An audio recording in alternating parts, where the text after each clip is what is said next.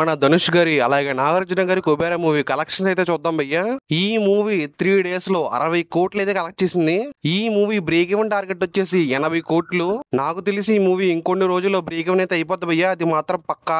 ఈ మూవీకి మన తెలుగు స్టేట్స్ లో అయితే మంచి రెస్పాన్స్ అయితే వచ్చింది. తెలిసిందే కదా, మన తెలుగు ఆడియన్స్ ఖచ్చితంగా మంచి సినిమాని బాగా ఆదరిస్తారు. నాకైతే మూవీ నచ్చింది భయ్యా, హ్యాపీగా వన్ టైం చూసేయచ్చు.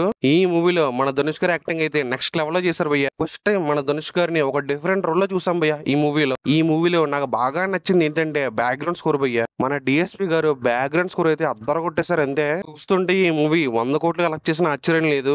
చూద్దాం మరి ఈ మూవీ లాంగ్ రన్ లో ఎంత కలెక్ట్ చేయబోతుందో. అలాగే ఈ మూవీ మీకు అనిపించిందో కామెంట్ లో చెప్పండి. ఫర్ మోర్ వీడియో సబ్స్క్రైబ్ చేయండి గురు.